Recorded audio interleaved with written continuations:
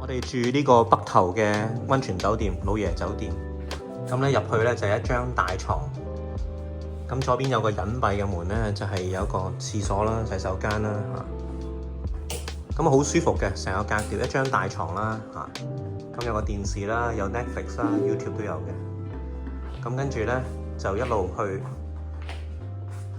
咁呢度咧就有個沖涼嘅地方，咁特別係有個私人風呂。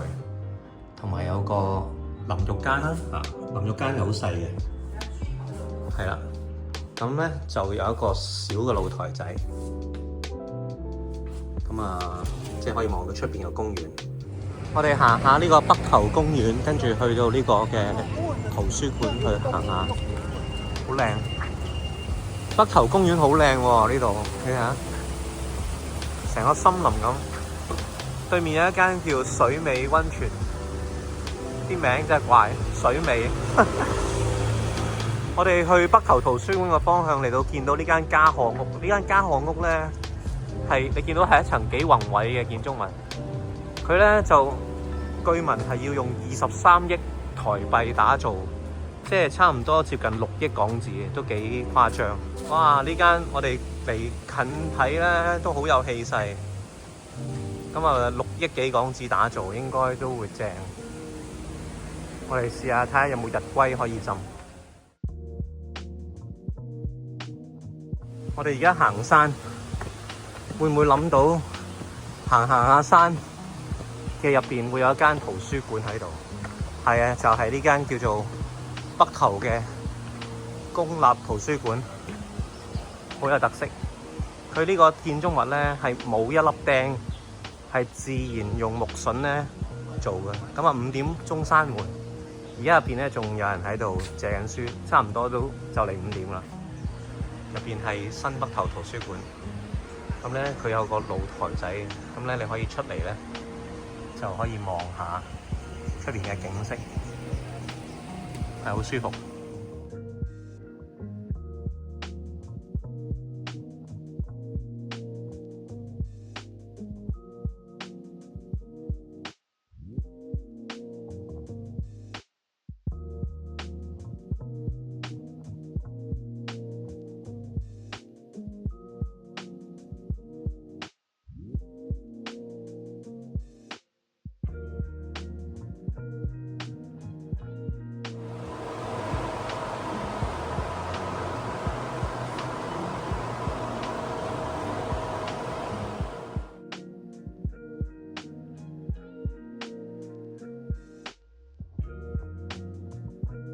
我哋嚟地熱谷參觀啦，咁呢度再行多100幾米咧就到啦，160米一條街仔。嚟到地熱谷嘅入口啦，我哋入去睇下。佢哋話呢個係必嚟要參觀嘅。地熱谷佢幾得意嘅，佢會記錄埋有幾多人喺入邊。Right now 而家係709人，咁咧就入邊有間餐廳，一入到嚟咧就煙霧瀰漫啦。咁就係呢個地熱谷啦。咁呢度咧，佢就唔開放俾人浸嘅，因為佢入邊係90幾度。但係呢度周邊就好多溫泉酒店，即係佢哋稀釋咗之後咧，就應該會係好正嘅溫泉。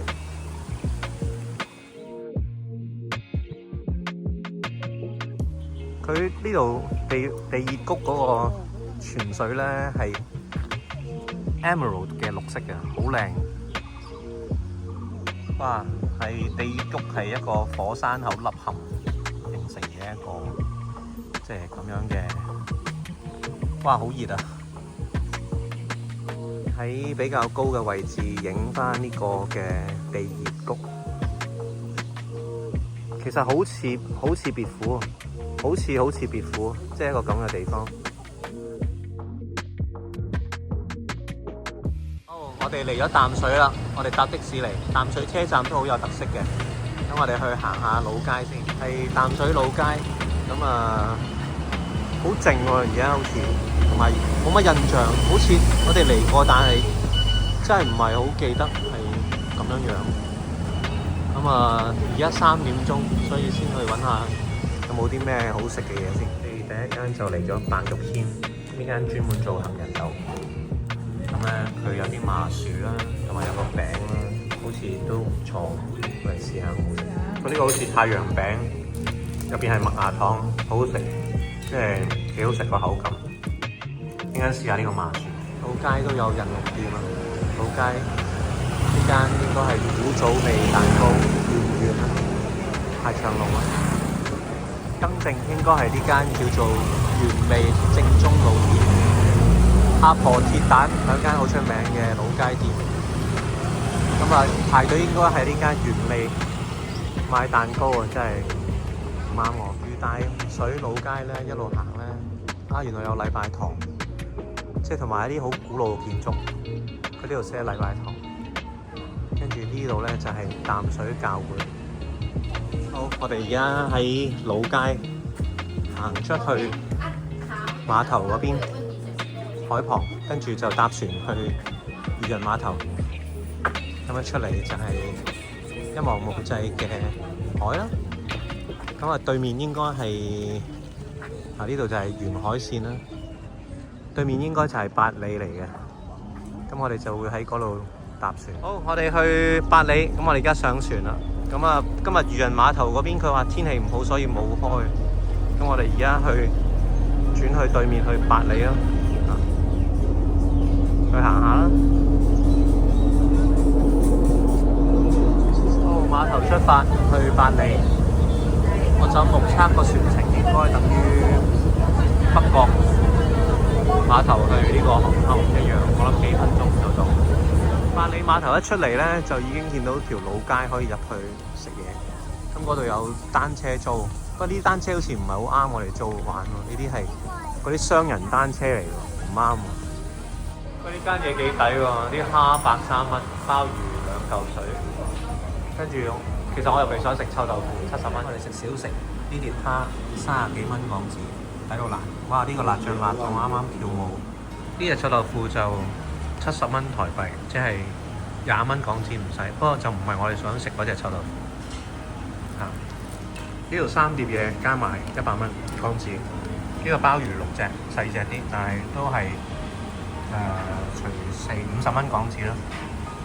臭豆腐就係20蚊港紙，呢個就係30蚊，好抵食。加多50蚊食埋呢個蒸生蠔，哇！抵到爛，10蚊一隻。哇！呢啲艇全部都擱淺喎，點解冇水嘅呢度？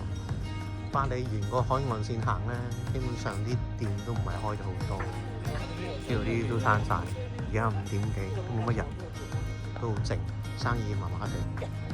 呢度成排店都冇開，全部冇開，但係零零舍舍有一間就着咗燈。就話喺度播強，叫人買粟米。呢個粟米真係都幾難。哇！呢度睇日落好正啊，見到個太陽啊，好靚啊！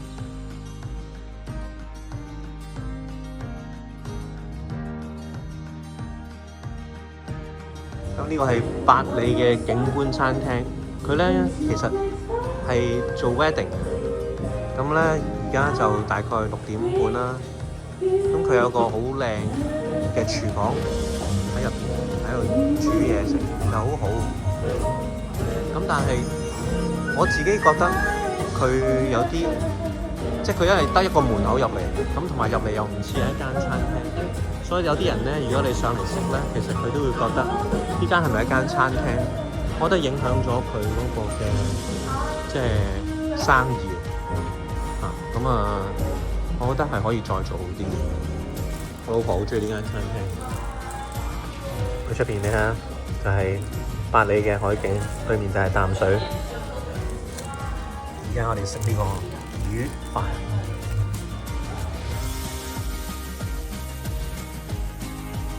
我哋特登 order 咗呢個麵包，因為個麵包實在太好食。佢一個係可以送。就係100蚊3個，咁我哋就 order 咗3個。芋頭紫米，我哋翻淡水呢個八里最後一班船，我哋打8點鐘呢班船由八里翻去淡水。